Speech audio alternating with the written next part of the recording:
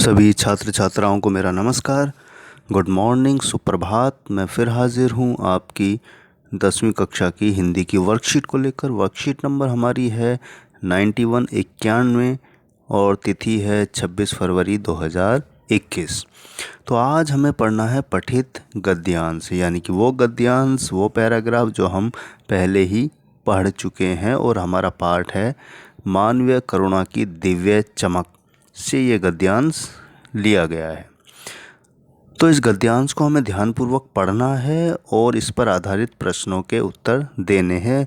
तो हम प्रश्नों के उत्तर तभी ठीक से दे पाएंगे प्यारे बच्चों, जब हम इस गद्यांश को बहुत ही ध्यानपूर्वक पढ़ेंगे। वरना कई बार 4 आंसर होते हैं और हमें कन्फ्यूज़न होती है। तो इसलिए हमें बहुत ध्यान से गद्यांश को पढ़ना चाहिए। आइए शुरू करते हैं। फादर बुल्के संकल्प से सन्यासी थे। कभी कभी लगता है कि वह मन से सन्यासी नहीं थे। रिश्ता बनाते थे तो तोड़ते नहीं थे। 10 साल बाद मिलने के बाद भी उसकी गंध महसूस होती थी। वह जब भी दिल्ली आते ज़रूर मिलते, खोज कर, समय निकाल कर, गर्मी सर्दी बरसात झेल कर मिलते, चाहे 2 मिनट के लिए ही सही। यह कौन सन्यासी करता है? उनकी चिंता हिंदी को राष्ट्रभाषा के रूप में देखने की थी। हर मंच से इसकी तकलीफ बयान करते, इसके लिए अकाट्य तर्क देते। बस इसी एक सवाल पर उन्हें झुंझलाते देखा है और हिंदी वालों द्वारा ही हिंदी की उपेक्षा पर दुख करते उन्हें पाया है। घर परिवार के बारे में, निजी दुख तकलीफ के बारे में पूछना उनका स्वभाव था और बड़े से बड़े दुख में उनके मुख से सांत्वना के जादू भरे 2 शब्द सुनना एक ऐसी रोशनी से भर देता था जो किसी गहरी तपस्या से जन्मती है। हर मौत दिखाती है जीवन को नई राह। मुझे अपनी पत्नी और पुत्र की मृत्यु याद आ रही है और फादर के शब्दों से झरती विरल शांति। तो प्यारे बच्चों, इस गद्यांश में दिखाया कि लेखक जो बता रहा है फादर कामिल बुल्के के बारे में, वो कहता है कि सन्यासी नहीं लगते, क्योंकि सन्यासी तो किसी से कोई मतलब रखता नहीं है। लेकिन फादर कामिल बुल्के सन्यासी होते हुए भी हर एक से रिश्ता निभाते, उनके दुख दर्द को समझते। और उनकी सबसे बड़ी जो चिंता थी वो थी कि हिंदी राष्ट्रभाषा बने। इसलिए जब भी कहीं बोलने का मौका मिलता फादर बुल्के को, तो वो इस तकलीफ़ को कहते और उसके लिए तर्क भी देते, लॉजिक भी देते कि हिंदी राष्ट्रभाषा क्यों होनी चाहिए। लेकिन उन्हें तकलीफ़ जब होती जब हिंदी बोलने वाले ही हिंदी के खिलाफ होते या हिंदी की इज्जत नहीं करते। और हर किसी के दुख में शामिल होना जैसे उनका स्वभाव था। और वो याद करते हैं जब उनके पत्नी और बच्चे की मृत्यु हुई, यानी लेखक के पत्नी और बच्चे की मृत्यु हुई, तब फादर ने किस तरह सांत्वना भरे स्वर में उनको तसल्ली दी थी। तो ये हमारा पैराग्राफ हुआ प्यारे बच्चों। अब इसके आधार पर हम प्रश्नों के उत्तर करते हैं। आइए शुरू करें। पहला हमारा प्रश्न है कि लेखक को कभी कभी क्यों लगता है कि फादर बुल्के मन से सन्यासी नहीं थे। इसके 4 ऑप्शन दिए गए हैं प्यारे बच्चों। क्योंकि वे रिश्ते बनाते तो तोड़ते नहीं थे। दिल्ली आने पर वे अपने आत्मीय लोगों से अवश्य मिलते। उनके साथ बने रिश्तों की गंध वर्षों तक लेखक को महसूस होती। उपरोक्त सभी। तो ये तीनों चीज़ें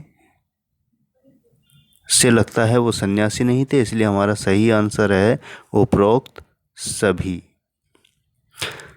अब खा हमारा है फादर कामिल बुल्के की चिंता किस बात को लेकर थी। तो 4 ऑप्शन दिए गए हैं। हमारा सही उत्तर है 2, हिंदी को राष्ट्रभाषा के रूप में देखने की, क्योंकि वो चाहते थे कि हिंदी राष्ट्रभाषा बने, हिंदी को सबसे ऊंचा दर्जा भाषा का हिंदुस्तान में मिले, इसी बात की उनको चिंता थी। गा है कि लेखक ने फादर कामिल बुल्के को किस बात पर दुख करते पाया।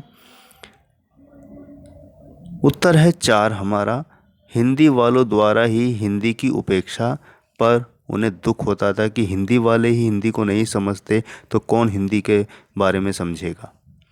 अब घा हमारा है कि उनके मुख से सांत्वना के जादू भरे 2 शब्द सुनना कैसी रोशनी से भर देता था। तो उत्तर है हमारा इसका 2, जो किसी गहरी तपस्या से जन्मती हो। अब हमारा अंतिम प्रश्न है प्यारे बच्चों कि हर मौत दिखाती है जीवन को नई राह, यह कथन फादर ने लेखक को कब बोला था? उत्तर है कि यह बात फादर ने लेखक को जब बोली जब लेखक की पत्नी और पुत्र की मृत्यु हुई। तो इसका उत्तर हमारा है 2। तो प्यारे बच्चों, इस तरह हमने 5 प्रश्न किए और इन्हीं ऑब्जेक्टिव यानी ऑप्शनल और इनके उत्तर हमने जाने, गद्यांश को समझा। अब इसके सभी उत्तर हमारे यहाँ हैं। का उत्तर है उपरोक्त सभी, खा का उत्तर है हिंदी को राष्ट्रभाषा के रूप में देखने की, गा है हिंदी वालों द्वारा हिंदी की उपेक्षा पर, घा है जो किसी गहरी तपस्या से जन्मती हो, णा है जब लेखक की पत्नी और पुत्र की मृत्यु हुई। इस तरह हमारे 5 उत्तर आपके समक्ष और सामने हैं। तो उम्मीद है प्यारे बच्चों आपको ये गद्यांश और इसके आधार पर प्रश्न उत्तर समझ आ गए होंगे। आप अभ्यास करते रहिएगा, आप और अच्छे से कर पाएंगे। इसी के साथ मैं लेता हूँ विदा, मिलता हूँ अगली वर्कशीट पर। तब तक के लिए बहुत बहुत शुभकामनाएं। समय समय पर हाथ धोते रहें, मास्क लगाकर बाहर निकलें और भीड़ भाड़ में जाने से बचें। आपका दिन शुभ हो।